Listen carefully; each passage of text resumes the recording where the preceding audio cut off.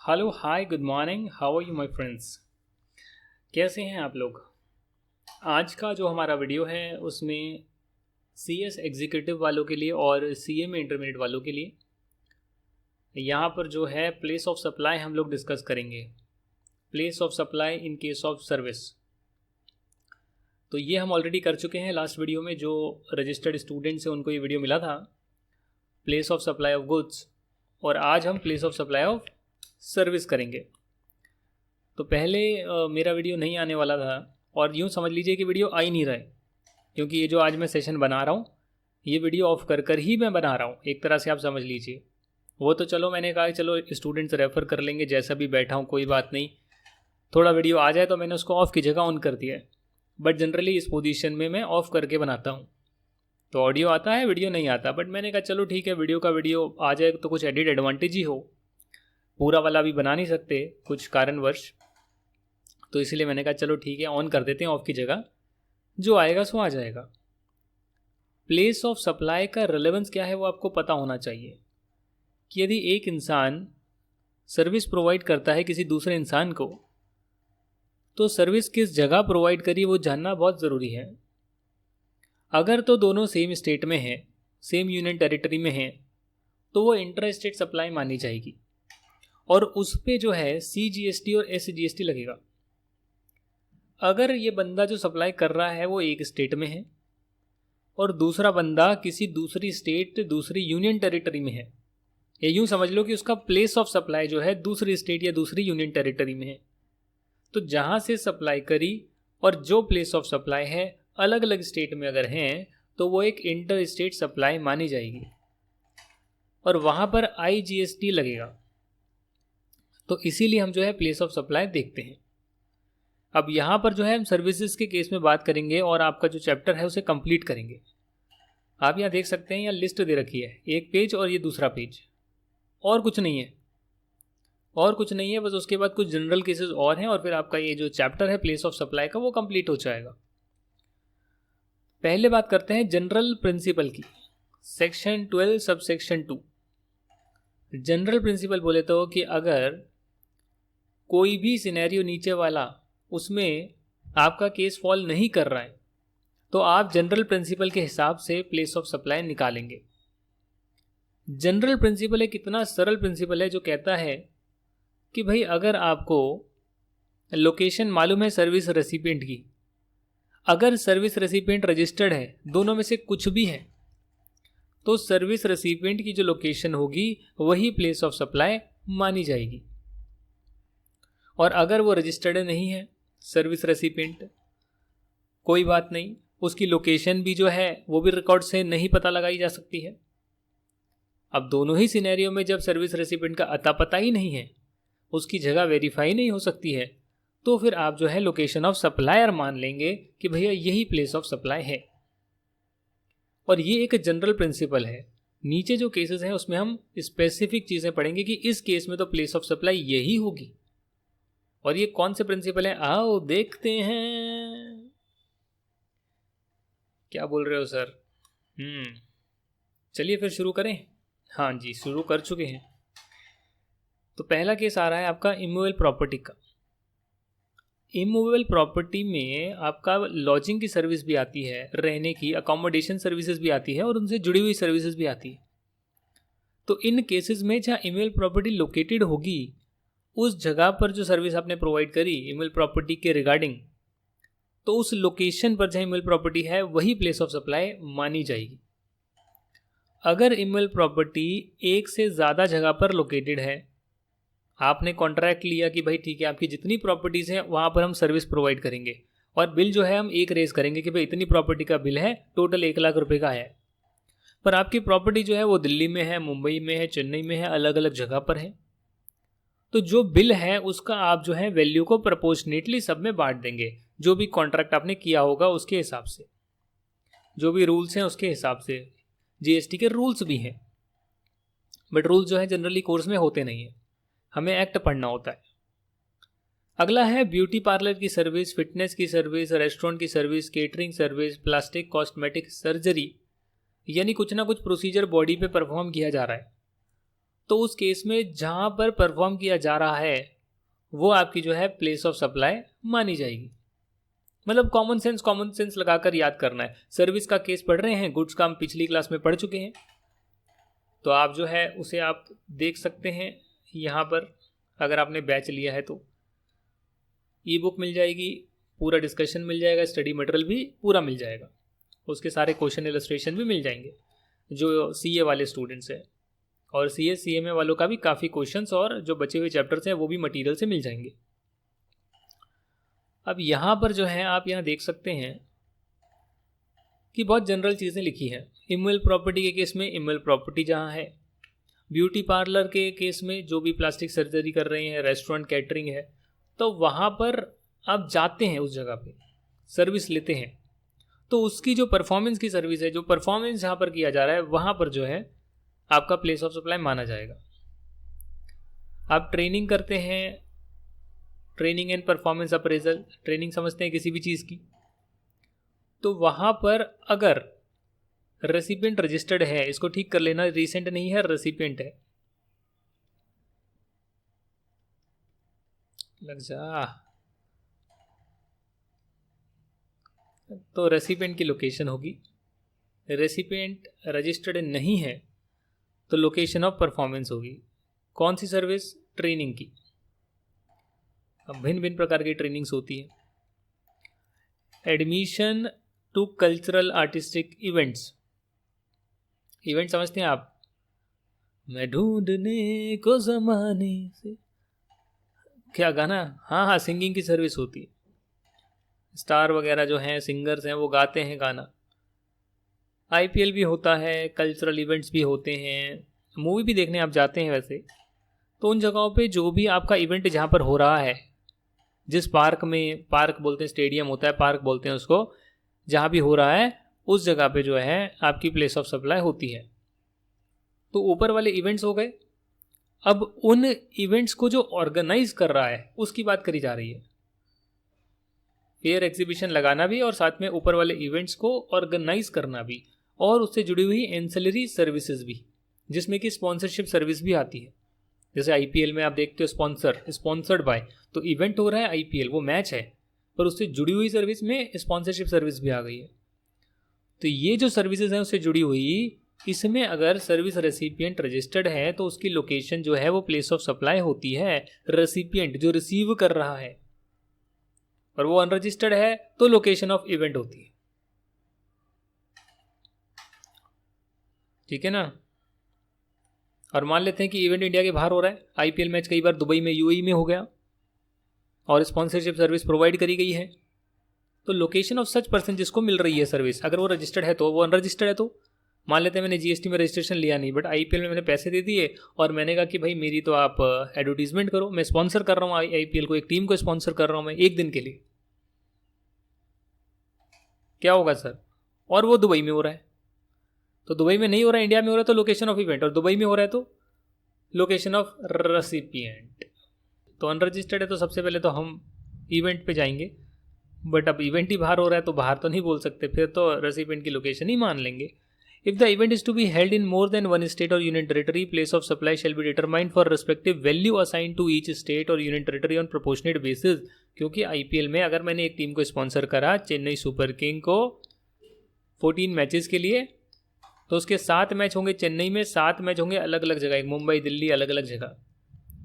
तो total value के लिए मैंने जो है पैसे दे दिए, भाई ये लो 10 करोड़ रुपए और स्पॉन्सर करो 14 मैचेस के लिए। अब आप उसको बाइफरकेट कर लो कि भैया आधे तो हैं चेन्नई के 5 करोड़, बाकी 5 करोड़ जो है वो अलग अलग लोकेशन के हैं, और उसके हिसाब से जिसका जहाँ पर बन रहा है उधर के लिए मान लो। मैं तो अनरजिस्टर्ड हूँ तो लोकेशन ऑफ इवेंट मान लो, जहाँ जहाँ पर हो रही है वहाँ प्लेस ऑफ सप्लाई है। अब जो है हम सर्विसेज पे बढ़ते हैं आगे। ट्रांसपोर्ट ऑफ गुड्स, कोरियर करते हैं। अब आपने कभी कोरियर किया होगा, ऐसे एक जगह पर जाते हैं आप, पोस्ट लगाते हैं, स्टैंप लगाते हैं, पैसा देते हैं 50 रुपये, लो भाई इसको कोरियर कर दो। अब उसमें जो है अगर रेसिपिएंट रजिस्टर्ड है, जैसे कि बिजनेस वाले जो लोग होते हैं जिन्होंने अपने बिजनेस को रजिस्टर कराया हुआ है, उस केस में लोकेशन ऑफ रेसिपिएंट जो है ना, लोकेशन ऑफ रेसिपिएंट वो आपकी प्लेस ऑफ सप्लाई होती है। रेसिपिएंट, सीधी बात है भैया। रेसिपिएंट बोले तो जिसको रिसीव हो रहा है, क्या खत रिसीव हो रहा है, जिसको सर्विस रिसीव हो रही है जी। हाँ, सर्विस प्रोवाइडर कौन है? Courier company. रेसिपिएंट कौन है? आपको रिसीव हो रही है ना, तो आपका लोकेशन, या मे बी वो सामने वाले को दे रहा है जिसके पास पहुंच रहा है सामान, वो हम दोनों रेसिपिएंट ही हैं। हम दोनों कोरियर की सर्विस को रिसीव कर रहे हैं। मैं भेज रहा हूँ उसकी सर्विस यूज़ करके, और जिसको मिल रही है वो भी एक तरह से उसको फ्री में मिल रही है, और कोरियर एजेंसी सर्विस प्रोवाइड कर रही है। अगर अनरजिस्टर्ड है रेसिपिएंट, तो location where the goods are handed over for transportation, जहाँ पर गुड्स मैंने पहुँचाए कि भैया ये लो, इसको पहुँचा देना, जहाँ पे हैंड ओवर कर दिया वही जो है प्लेस ऑफ सप्लाई मान ली जाएगी। Where the transportation of good is to a place outside India, then the place of supply shall be the place of the destination of such goods. India के बाहर भेज रहे हो, क्या बात है, तो जिस जगह पर भेजा है वो आपका प्लेस ऑफ सप्लाई माना जाएगा। तो कुल मिलाकर एक ही बात है भैया, recipient recipient recipient recipient recipient recipient recipient recipient recipient, क्योंकि रेसिपिएंट ही सर्विस रिसीव करता है, तो रेसिपिएंट की location he place of supply होगी। जनरल केस है, एक लाइन में अगर समझना है। इमोल प्रॉपर्टी में इमोल प्रॉपर्टी की लोकेशन, ब्यूटी पार्लर की सर्विस जहाँ परफॉर्म किया गया वो, बस बाकी जगह रेसिपिएंट। अगर मतलब जनरली आपको अगर कॉमन सेंस जनरल चीज़ समझनी है तो, बाकी तो स्पेसिफिक केसेस हैं, रटते रहो भैया, पढ़ते रहो दोबारा से। अब ट्रांसपोर्टेशन ऑफ पैसेंजर, पैसेंजर का ट्रांसपोर्ट हो रहा है। अगेन आप रजिस्टर्ड हैं, अगर आप रेसिपिएंट हैं, रजिस्टर्ड हैं, तो आपकी जो लोकेशन है, आपने सर्विस ली, आपकी लोकेशन प्लेस ऑफ सप्लाई है। और आप रजिस्टर्ड नहीं है, तो जहाँ पर पैसेंजर एम्बार्क करेगा, एम्बार्क बोले तो जहाँ पर एंटर करेगा उस कन्वेंस में जिससे जाना है कंटिन्यूस जर्नी के लिए, वो प्लेस ऑफ सप्लाई मानी जाएगी। जैसे आप जहाज में चढ़े, मुंबई से चढ़े और आपको जाना कोची है, तो मुंबई में चढ़ गए, रजिस्टर्ड आप हो नहीं, तो वो मुंबई प्लेस आपका प्लेस ऑफ सप्लाई है। तो आपका जो है अगला सेक्शन बोलता है सेक्शन 12 सब सेक्शन 10, चलती हुई कन्वेंस में बीच में चढ़ रहे हो, क्या होगा सर इसमें बताइए, सोच के बताइए। On board a conveyance while in transit, conveyance transit में है और आप उसको बोर्ड कर रहे हैं, उस पर चढ़ रहे हैं आप। अब वो शिप हो, एयरक्राफ्ट हो, ट्रेन हो, कोई व्हीकल हो, कुछ भी हो, तो इस केस में प्लेस ऑफ सप्लाई होगा location of first scheduled point of departure of that conveyance for the journey. तो वो कन्वेंस जहां से चला, शेड्यूल्ड था जहां से चलने के लिए, वो उसका प्लेस ऑफ सप्लाई माना जाएगा। बैंकिंग है, फाइनेंशियल सर्विसेज है, स्टॉक ब्रोकिंग की सर्विस है, मतलब आप जो यूज़ करते हैं। वैसे बैंकिंग से याद है कि मार्केट कैसा चल रहा है, ज़रा देख लेते हैं। आज मंडे है और मंडे को मार्केट करीब करीब बढ़ाई है, सेंसेक्स जो है बढ़ाई हुआ है, और हम देखेंगे SBI शेयर बढ़ा हुआ है। मेरा तो प्रॉफिट में आ गया पोर्टफोलियो, गिरा था तब लिया था, भयंकर गिरा था, अब पैसे छापो। समझ रहे हैं आप? क्या समझ रहे हैं? शेयर मार्केट करो? नहीं भाई मत करो, जब तक ज़्यादा पैसे ना हो लगाने के लिए तब तक शेयर मार्केट से दूर रहें।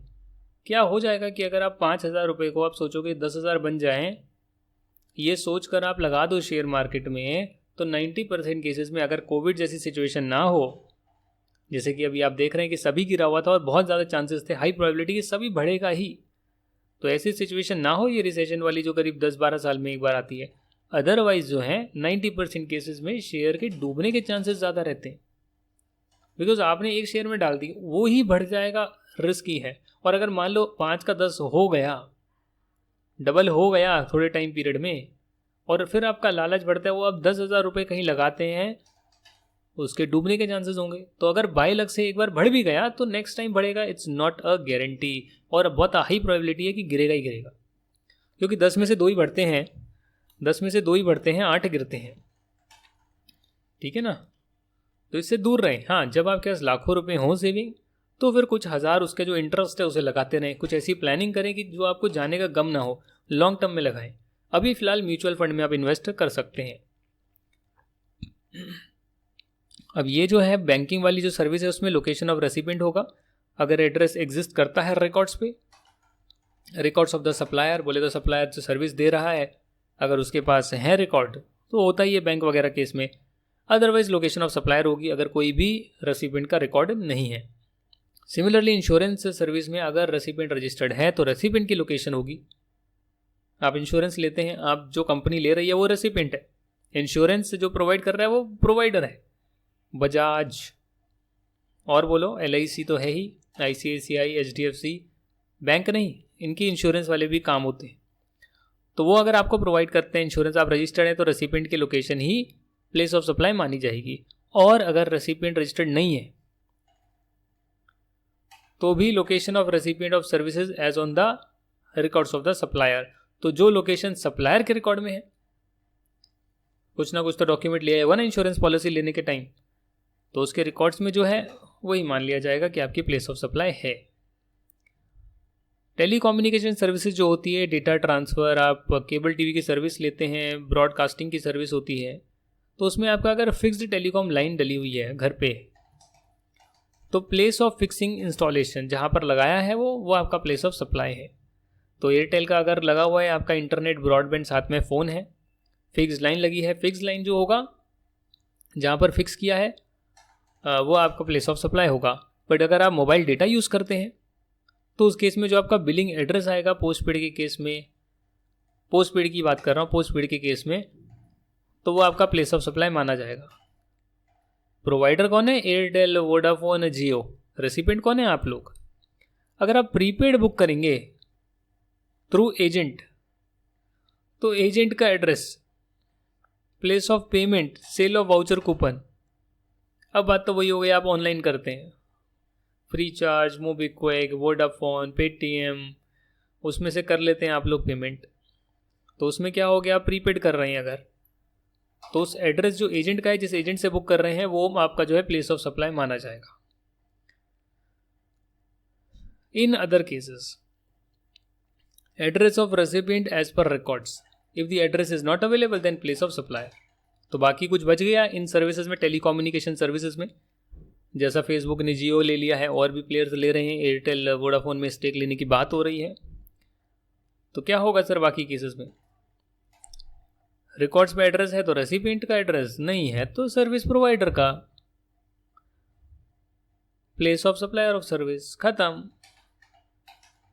यहाँ जैसे कुछ एग्जांपल दे रखे हैं, इसको समझते हैं। मिस्टर एक कंपनी सेक्रेटरी हैं, मुंबई में रजिस्टर्ड हैं, ट्रैवल करते हैं बेंगलोर में बिजनेस पर्पस के लिए और होटल में रहते हैं। तो भैया होटल से जुड़ी हुई जो सर्विस है, एमुल प्रॉपर्टी से जुड़ी हुई सर्विस है, कहाँ पर ली इन्होंने? बेंगलोर में। बेंगलोर कहाँ है? कर्नाटका में। तो कर्नाटका क्या होगा? Place of supply. स्टेट पर बात करेंगे, स्टेट लेवल पे। XYZ कंसल्टेंट है, बेंगलोर में रजिस्टर्ड हैं, प्रोवाइड करते हैं training to its clients employees at Mumbai. XYZ consultants हैं, registered in Bangalore, provides training to its clients employees at Mumbai. Clients जो है चेन्नई में रजिस्टर्ड है, तो रेसिपिएंट रजिस्टर्ड है। रजिस्टर्ड है तो क्या होगा? लोकेशन ऑफ रेसिपिएंट तमिलनाडु, और IGST लगेगा कि आप हैं बेंगलोर में और आपका जो रेसिपिएंट वो रजिस्टर्ड है, तो अगर रजिस्टर्ड है तो उसकी लोकेशन हो गई तमिलनाडु, IGST लगेगा।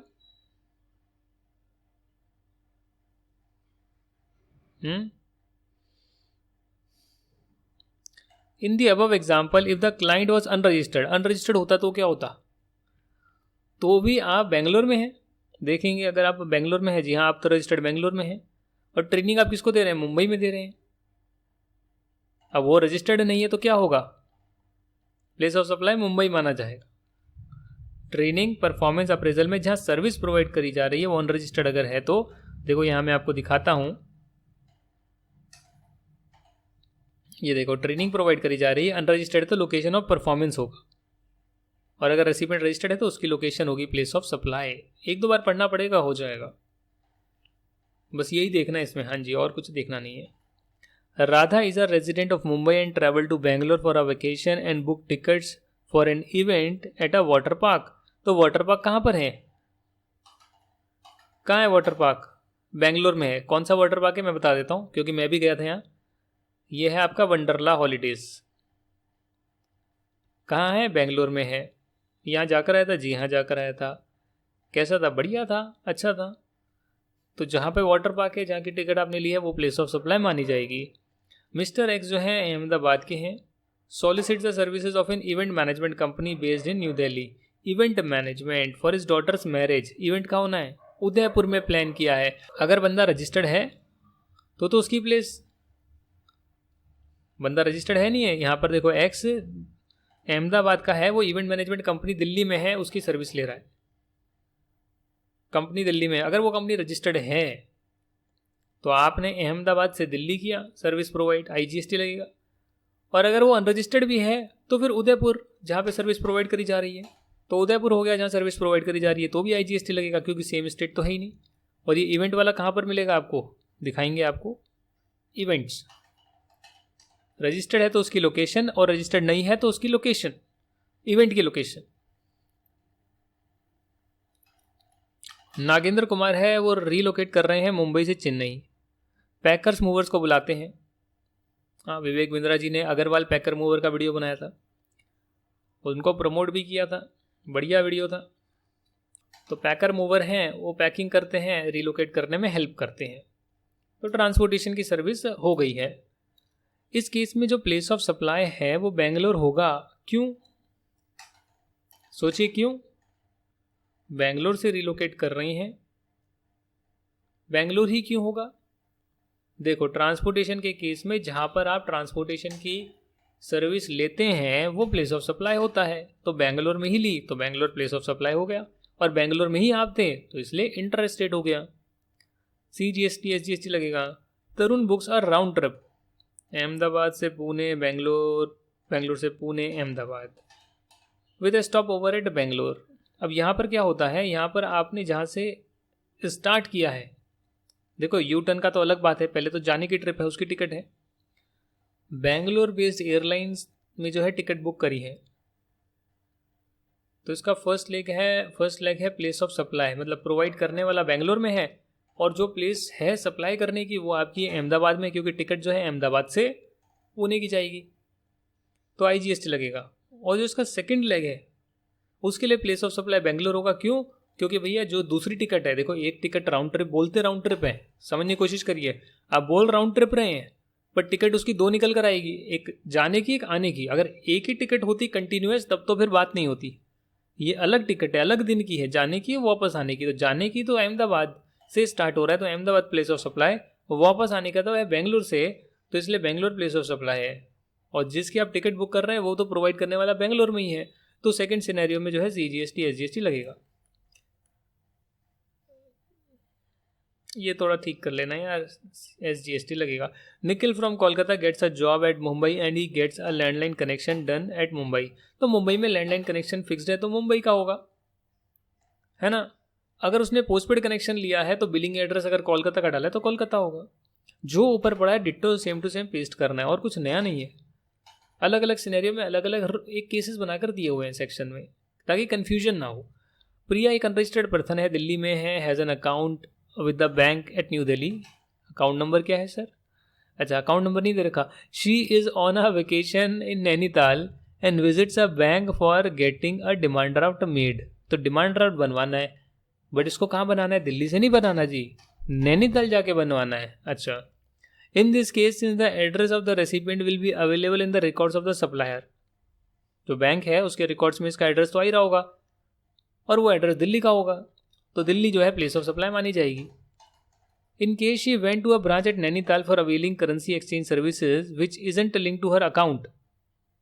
करेंसी एक्सचेंज उसके अकाउंट से लिंक्ड नहीं है, वो बिल्कुल अलग सर्विस है. आप बैंक तो जाते हैं बट आप उन्हें बताते नहीं कि मैं रजिस्टर्ड बंदा हूँ और मेरा बैंक अकाउंट है, ऐसा कुछ है.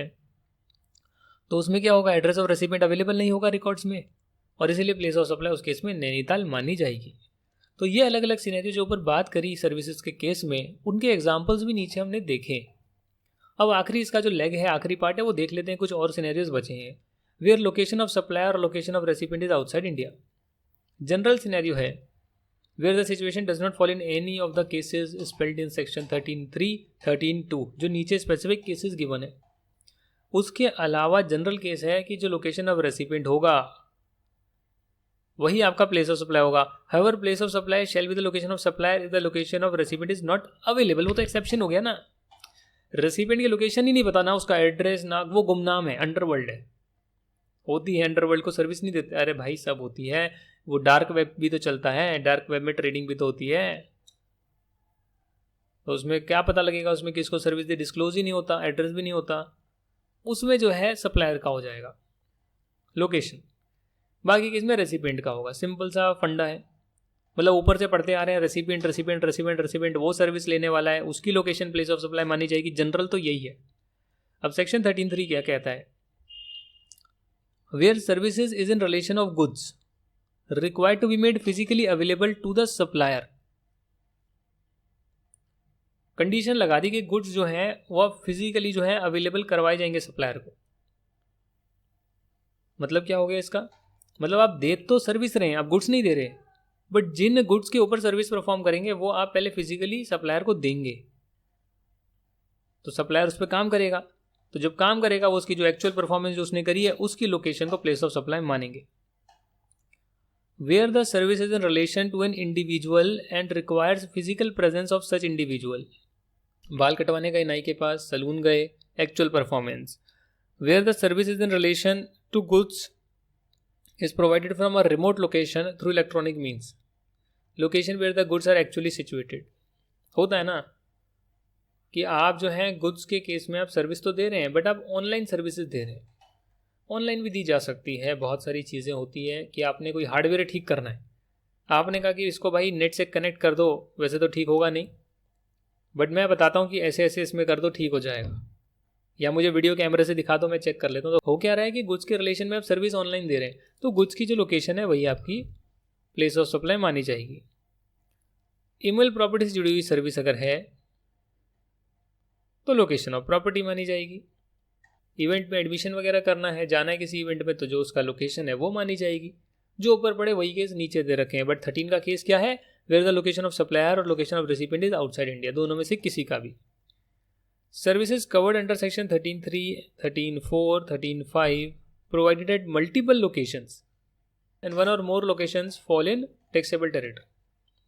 taxable territory बोले तो इंडिया, आप यहाँ 10 जगह सर्विस प्रोवाइड कर रही हैं, एक उसमें से लोकेशन इंडिया भी है, तो पूरे के पूरे लिए मान ली जाएगी कि इंडिया में ही आपने सर्विस प्रोवाइड करी है, टैक्सेबल टेरिटरी में ही सर्विस दी है। मल्टी लोकेशंस इन्वॉल्विंग मोर than one state union territory, India में तो दी है बट उसकी भी अलग अलग स्टेट में दी है, तो वो प्रोपोर्शनल आप कर लो जितनी जितनी वैल्यू की सर्विस दी है।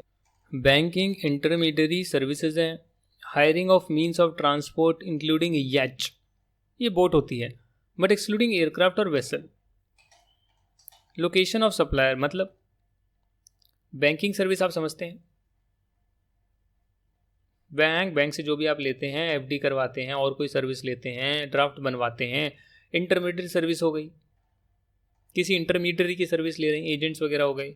Hiring of means of transport, hire कर रहे हैं मतलब एयरक्राफ्ट वेसल को छोड़ के कुछ और हायर कर रहे हैं। याच, याच क्या होता है मैं आपको बता देता हूँ, इसकी फ़ोटो निकालता हूँ एक बार। याच इज़ अ सेल और power vessel use for pleasure cruising. अब मतलब कि वही है यार, अपने प्राइवेट हो गया एक तरह से, मज़े करने के लिए हो गया, होता तो पानी में ही चलने की बोट होती है। उस केस में जो है location of supplier he place of supply मानी जाएगी। सप्लायर मतलब कि जो सप्लाई कर रहा है, मतलब रेसिपिएंट नहीं है इस केस में, वैसे सब केस में रेसिपिएंट होता है, इस केस में जो है सप्लायर है। और ये कब है, जब एक बंदा इंडिया में लोकेटेड है, एक बंदा आउटसाइड इंडिया लोकेटेड है। Goods transport other than mail और कोरियर, मेल कोरियर के अलावा ट्रांसपोर्ट करोगे, जहाँ गुड्स पहुँचेंगे वो प्लेस ऑफ सप्लाई मानी जाएगी। पैसेंजर ट्रांसपोर्ट अगर आप कर रहे हो तो जहाँ से एम्बार्क करोगे वो प्लेस ऑफ सप्लाई मानी जाएगी। एम्बार्क मतलब जहाँ से स्टार्ट करोगे जर्नी, या जर्नी स्टार्ट करने की जो जगह है आपकी टिकट के हिसाब से definitely. Service on board a conveyance, बीच में अगर सर्विस किसी बोट वोट पे चढ़ जाओगे किसी कन्वेंस में, तो जो फर्स्ट शेड्यूल पॉइंट था उसके डिपार्चर का वही प्लेस ऑफ सप्लाई मानी जाएगी। ऑनलाइन डेटाबेस सर्विसेज लोगे तो रेसिपिएंट की लोकेशन ही आपकी जो है सर्विस मानी जाएगी। और ऑनलाइन डेटाबेस में क्या होता है, ऑनलाइन डेटाबेस में मतलब कि आप ऑनलाइन जाते हैं और उसमें कुछ भी डाउनलोड करते हैं, तो वो तो कहाँ से आ रही है मालूम नहीं, पर आप रेसिपिएंट जहाँ पर है वो आपकी मानी जाएगी कि आपको यहाँ सर्विस मिली है, प्लेस ऑफ सप्लाई ये है। In case of advertisements over internet, advertisement services जो है shall be deemed to have been provided all over India. Thus the value of such service will be apportioned amongst all the states union territories। अरे ये क्या हो गया ये हो गया कि जब मैं फेसबुक पे ऐड लगाता हूँ तो उसमें क्या होता है, फेसबुक ऑप्शन देगा कि आपको कहाँ, दिल्ली में लगानी है, मुंबई में लगानी है, कौन से एरिया में लगानी है, इंडिया भी सेलेक्ट कर सकते हो। अब प्रॉब्लम ये है कि जब आपने एडवर्टीजमेंट सर्विस दी तो उसमें जो है या तो ये डिटेल रखें कि आपको कहाँ कहाँ जगह पर आपकी ऐड चलाई है, या फिर आप जनरली मान लें पूरे इंडिया में चलाई है तो उसमें आप प्रोपोर्शनेट कर दें सभी स्टेट्स के हिसाब से, तो ये कर देंगे, अपोर्शन कर देंगे। Amount attributable to the value of advertisement service disseminated in the state unit rate shall be calculated on the basis of the internet subscriber in such state और यूनियन टेरिटरी। तो मतलब एडवर्टाइजमेंट सर्विसेज का कोई नाता नहीं है कि आपने कितनी कहाँ पे ऐड दिखाई, वो फेसबुक के कंट्रोल में है, उसको पता है, तो गवर्नमेंट उनसे डेटा वो नहीं लेती है। तो इसलिए मान लिया कि जितने जितने आप सब्सक्राइबर हैं हर स्टेट में, जो नॉर्मली वो ट्राई का डेटा से निकल जाता है, उस प्रपोर्शन में बांट देंगे अगर आप कुछ भी ऑनलाइन एडवर्टाइजमेंट करवाएंगे। तो आप यूट्यूब पर किसी चैनल वाले बंदे को पैसा दे रहे हैं और कह रहे हैं कि ऐड कर, तो वो हो गया, बट अगर वो उसका टर्नओवर ज़्यादा नहीं है तो अनरजिस्टर्ड होगा, तो उसमें जीएसटी नहीं आएगा, अदरवाइज आएगा। तो ये जो है आपका जो है हमने प्लेस ऑफ सप्लाई पूरा कर लिया है। अब नेक्स्ट क्लास में जो है वैल्यू ऑफ सप्लाई जो है, नेक्स्ट क्लास में जो है वैल्यू ऑफ सप्लाई में आपको कराऊंगा, उसके सिर्फ रूल्स कराऊंगा। वैसे मैं आपको दिखा देता हूँ कि वैल्यू ऑफ सप्लाई में क्या हो सकता है। ये तो इनकम टैक्स है, ये आ गया वैल्यू ऑफ सप्लाई। ये देखो यहाँ 628 पेज नंबर पे है, उसका वैल्यूएशन रूल्स करने हैं तो 630 पेज पर है, वो कुछ है आपके 5-7 पेजेस का है। 630 आ गया ना, ये रहा वैल्यूएशन रूल्स। तो इसमें जहाँ पर कंसिडरेशन सिर्फ मनी, मॉनेटरी होता है, मनी से होता है, पैसे दिए सामान लिया, तो वो तो पता लग गया, वो मॉनेटरी कंसिडरेशन, ट्रांजैक्शन वैल्यू आपका वैल्यू ऑफ सप्लाई होता है, हमने किया है। उसके अलावा कुछ केसेस हैं यहाँ पे, तो ये हम देखेंगे वैल्यूएशन रूल्स, हम शायद सीएमए वाले मटेरियल से देखेंगे वैल्यू के रूल्स, और उसके बाद आपका ये भी ख़त्म हो जाएगा। तो जहाँ तक सीएस के मटेरियल की बात है कंपनी सेक्रेटरी की, वैसे देखा जाए तो सीए और सीएस का कोर्स तो बिल्कुल जीएसटी का जो है ऑलमोस्ट सेम है, सिर्फ जीएसटी की बात कर रहा हूँ। इनकम टैक्स में आपके 3-4 चैप्टर और हैं। इंट्रोडक्शन हो गया, बेसिक हो गया, टाइम, वैल्यू और प्लेस भी हो जाएगा, वैल्यू के रूल्स करवाने हैं बस। इनपुट टैक्स क्रेडिट में करवा चुका हूँ, और प्रोसीजरल कंप्लाइंसेस में भी रजिस्ट्रेशन वाला, चलान वलान वाला सब मैं करवा चुका हूँ। फिर आपका कस्टम आ जाता है। तो यहाँ आप देखेंगे तो सारी चीज़ें हमारी ऑलरेडी हो गई हैं। Basics of goods and service tax, उसके बाद इनपुट टैक्स क्रेडिट हो गया है, इनपुट टैक्स क्रेडिट हो गया, टैक्स इनवॉइस हो गया, अकाउंट्स रिकॉर्ड जो है वो आपका हो जाएगा, 1-2 पेज का चैप्टर है, वो सीएमए के साथ हो जाएगा। 1-2 पेज का है, कुछ उसमें कोई मेन टॉपिक नहीं है ना, 1-2 छोटी छोटी चीज़ें हैं। और लास्ट में आपका जो है ये एक बेसिक ओवरव्यू एक्स्ट्रा दे रखा है, इसे अगर आप करना चाहें तो समझने के लिए, बट इसमें कोई कॉन्सेप्चुअल कोई चीज़ नहीं है, वो जीएसटी के बेसिक्स हैं इसमें। तो वो यहाँ पर दे दिया, एक तरह से आईजीएसटी का दे दिया, एग्जेम्पशन क्या होती है, पेमेंट ऑफ टैक्स हम कर चुके हैं, कुछ गवर्नमेंट ने पावर्स निकाली हुई है तो वो पावर्स की बातें बताई हुई है, प्रोजेक्टेड ग्रोथ रेट, जो गवर्नमेंट ने वादा किया स्टेट्स को हम पैसा देंगे, तो वो समझाया हुआ है, वो क्या होगा। तो इसमें जीएसटी का ऊपर का हिस्सा है, ओवरव्यू आप कह सकते हैं, और फिर आपका कस्टम्स आता है। तो ठीक है, हम ऑलमोस्ट 95% तो अपना करेंगे कवर, और पहले वैल्यू कर लेंगे, उसके बाद 2-3 छोटे चैप्टर सीएमए वाली मटेरियल से करेंगे, और आपका कोर्स भी कंप्लीट हो जाएगा। बाकी तो हम ऑलरेडी कर ही चुके हैं, मैं लेटेस्ट बुक में इसको इनकॉर्पोरेट कर लूँगा और वो आपको मैं डिस्ट्रीब्यूट भी करूँगा। तब तक तो आप अपना मटेरियल रेफ़र करें और इससे आप पढ़ाई करें। Thank you very much, stay tuned, bye.